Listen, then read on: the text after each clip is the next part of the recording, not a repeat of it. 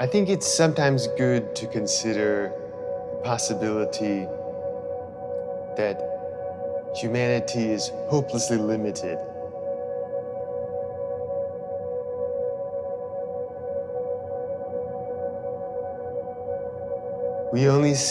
They say we only see 0.0035% of the light spectrum. And even that, they say, is what you're really seeing is just an interpretation of that tiny sliver in your head.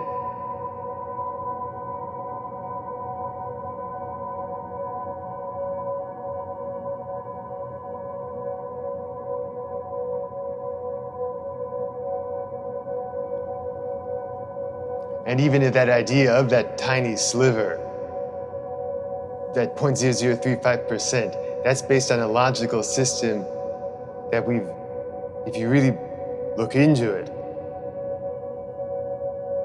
might just be founded on an assumption or evolved out of our animal ancestors. You know, that idea that repetition means something, which leads to, math and numbers and that kind of thing, right? Did it come from above? Was it divine, uncontextualized math descended on humanity? Or was it more that it evolved out of animal survival? And therefore it might be completely arbitrary. It has nothing to do with the facts of how things really work. A lion it's the second one. You can look into history and see that it works that way. It wasn't like, and it kind of goes with that saying, nobody just sat around and came up with math, like the transparent kind of container of abstract math. And then they were like, hey, I guess, wait a second, we can use this to count stuff. That isn't how that worked. So, consider like a lion. It sees 5 zebra, and I don't know if this is a realistic scenario or not. I don't know at what point the lion changes its mind or whatever. But it's like I can't take those down. There are too many, so I'm not going to go after them. They could kill me. That's that's crude math. That's repetition in its perception. It sees 5 of this thing, and its behavior is affected by seeing 5 of that thing. No, and then from that we get this math, and then from that we assume there's something pure about that math that's rooted in animal survival, and then we create this abstract math, just pure math, and think that really means something. But what if it's just nonsense, basically? So then that point 0, because you can see, because if it just comes from this, and then we just project, the animal mind onto everything, and say, the math works out, yeah. But that's just because our scientific knowledge, and we're using these numbers and stuff, is just sort of it just can be traced back to the lion looking at the zebra. That's the reason it works, is we still have animal eyes, we're still looking through the animal mind. Is it true? I don't know. Consider it. So then,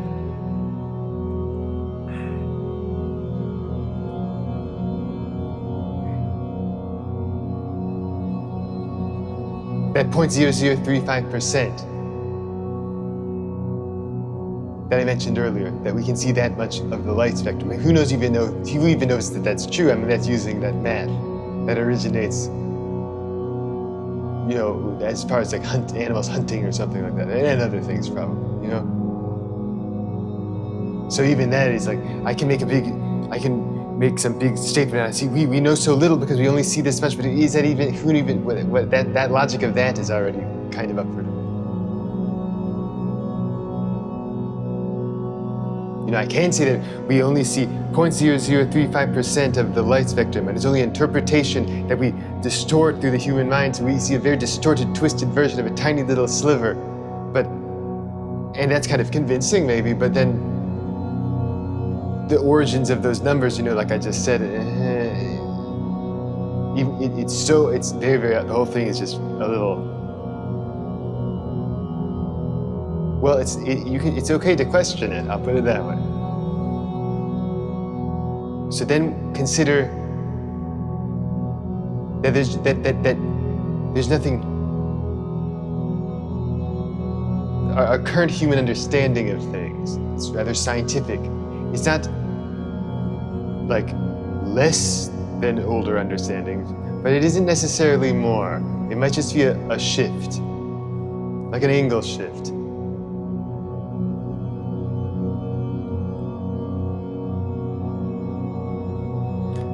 Consider the possibility that humanity is like a little island in the cosmos, and the human mind only has like a fixed bandwidth of perception in the human band. And this human band of perception, it can tilt the angle at which it observes the cosmos, but you don't widen the band.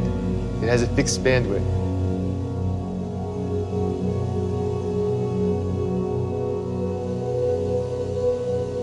And so we end up embracing science and then, magic or whatever, older ways of understanding things kind of go by the wayside.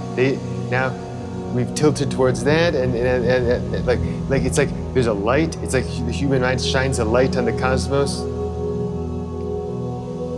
and it shifts now. There's science, and now the older understanding is in the dark. It isn't that it's less true. It's just not. It's not. All we're doing is changing our angle. It's like we're shining a light at the cosmos, and we can change where we hold the light, but we can't make the light larger. We can't widen the light. So it's like humanity is a little island in the cosmos.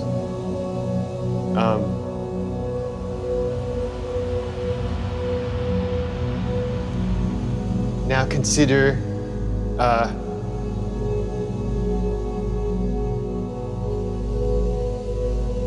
it's like for every piece of knowledge we bring in, we have to lose something.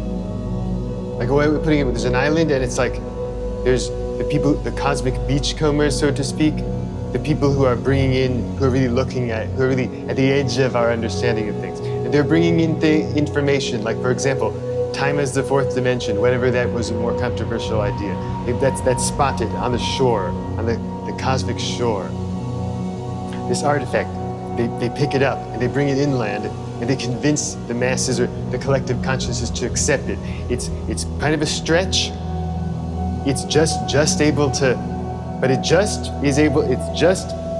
close enough to the understanding of things at that moment that it's able to be kind of digested by the collective consciousness. It's able to become part of our understanding. And because it was such an edge thing, it's like an outlier. See, the outliers are what caused this tilt shift to occur. So that's like an outlier, and then the band of perception shifts because of that outlier. And maybe some older understanding, is kind of dropped because of that. So we replace magic with science. We replace Newtonian physics, right? We replace that with more modern physics, that kind of thing. Certain things get dropped, and Newtonian physics replaces something else, right? Back then it replaces that. It's just a long chain of this kind of tilt shifting.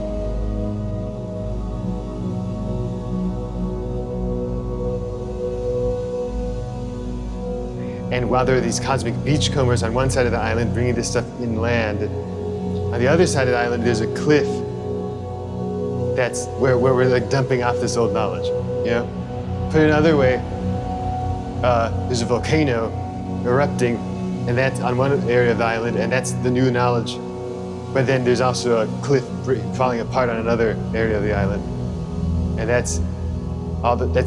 we lose that much for that much when we ever regain some. The cliff is breaking apart. We're losing this more. We're like late. I mean, based on the way things are going lately, we lose sort of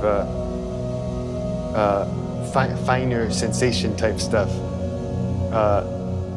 for more number based type stuff. Like, I know that's a very vague way of putting it, but like But I think you understand what I mean.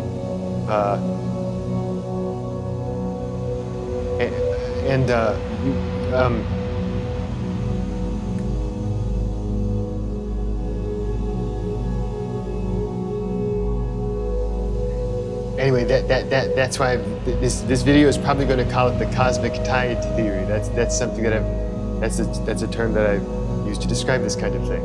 I think it's interesting. I think I wanted to share it. So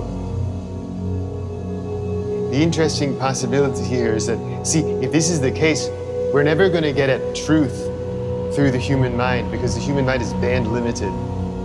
You can shift it around. We can pretend we're making progress. We're not really making progress. We're just changing our angle. And every time we say, okay, this is the real one. This is the real one. This is the real one. When magic was the truth, what some older thing was not, was relegated to being not true. When science is the truth, magic is relegated to not being true. When something that we don't even know yet it becomes the truth, now then science goes by the wayside. You see? And in a way that seems like a way of looking at human history with a little more humility, thinking, no, we don't just happen to be at the point where we just figured out the real way it works. In fact, I don't know that we can figure out the real way it works. I mean, think about this band limited thing. I don't think we can figure out the real way it works. Because I don't even know that things like magic and science and these sorts of things, I'm not even sure that by the time they get to us, are even like an accurate little sliver of the truth.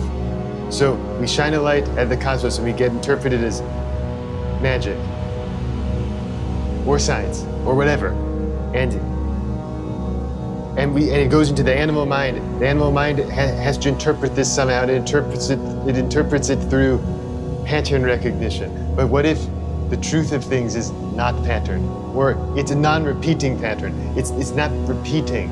And therefore a pattern recognition software, which in the human mind, it has to try to break it apart. It has to somehow find a pattern in something that isn't patterned like that. It's not repeating like that. No, what's going on is constant raw uniqueness. Raw uniqueness, that's the nature of things. That's truth. The human mind can't comprehend that. It breaks down. It can't do it. It just can't. And so it ingests raw uniqueness. Somebody's combing the cosmic beach. They see raw uniqueness, but then immediately, as soon as they put it into words, as soon as they try to communicate it, now they're like, time is the fourth dimension. But that's not what they saw. They were looking at raw uniqueness, and to be able to say anything about what they saw through the human mind, it has to become unsalvageably corrupted in a sense. It has to become lossy beyond recognition. And because if that's the case, then we're never going to get at even a sliver of truth. We aren't even really getting, these are like snapshots of truth that are so lossy that they don't really tell us anything about truth ultimately. Now, if you do the thing, which is in the description, you might notice when people meditate, and that's kind of doing the thing that's in the description. This is meditation. I mean, in my opinion, it's meditation. Maybe you disagree, that's fine. But if you meditate, people meditate and then they say things that seem like, oh, they've discovered something about chakras, or they've discovered something about, some whatever. They have an upbringing that has certain terms, and then they say them, and they think this is confirmation of their existence. But what if these things are discovering? It's just, think about it. It's like the collective consciousness, the human mind. It like has its current little snapshot, like a more science-oriented snapshot. Obviously, there are people. It's not entirely science-oriented. There are people who are kind of rather woo-woo and whatnot. But in meditation, you sink down into previous snapshots. So you sink down, you get very still, and you sink down, and then you think, oh, and then you encounter some piece of ancient knowledge. You think this confirms this ancient knowledge was correct because I sank down to this point, and look, I found this ancient knowledge here, this old artifact. washed stuff on the cosmic shore a long time ago and has been mostly left in the dark. We're shining light somewhere else mostly now. And look, I found it. And it's true, right? I don't know about that. Because don't you see that that's also just a snapshot of something that's potentially non-repeating. The chakra system being just arbitrary stuff. It's like science. I mean, it's not less true than science. It's not more true. It's just another arbitrary thing that's so hopelessly degraded by the time that it's been put into words that, you're not really going to get a truth that way.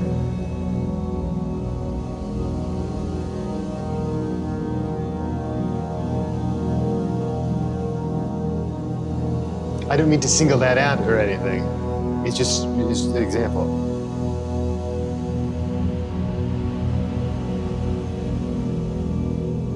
So then how can you get to truth, right?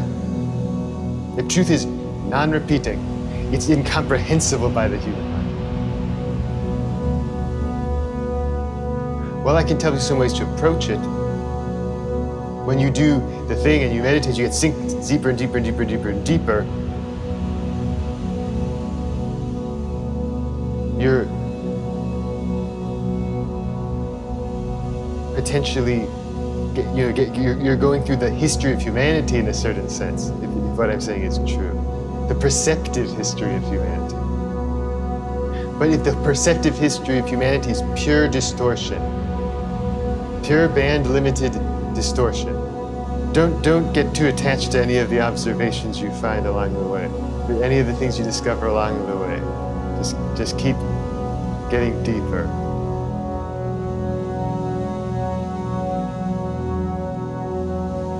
And I believe that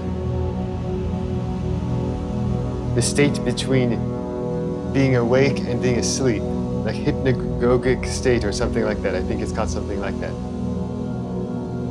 Sorry if I'm not saying that right. Notice you always have these like epiphanies there.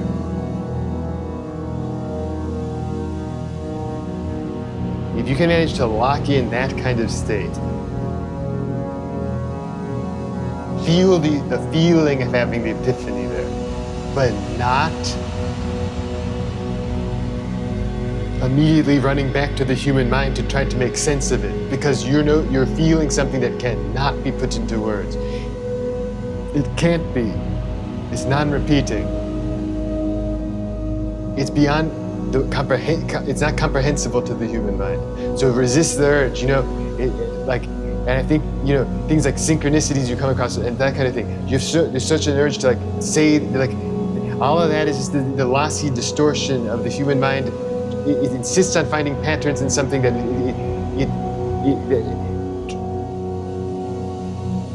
it's another way of putting it in a way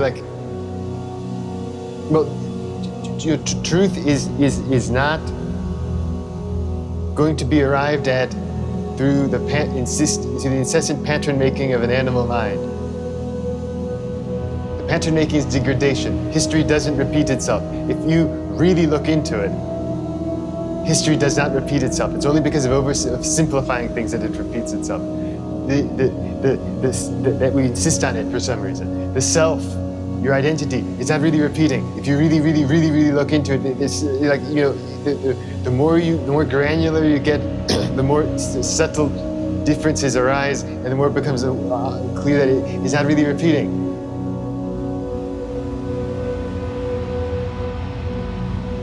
At least that's how it seems to me.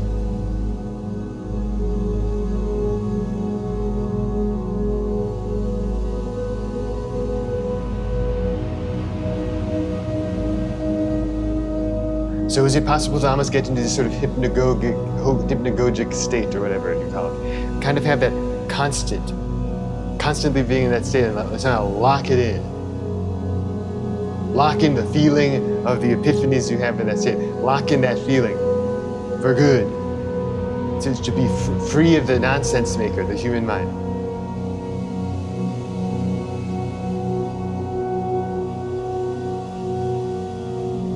Is that, I wouldn't say that's the goal here. I don't know if that's the goal here. I don't know if there is a goal. I'm not sure there is a goal. But that's a thing that would be an interesting thing, wouldn't it?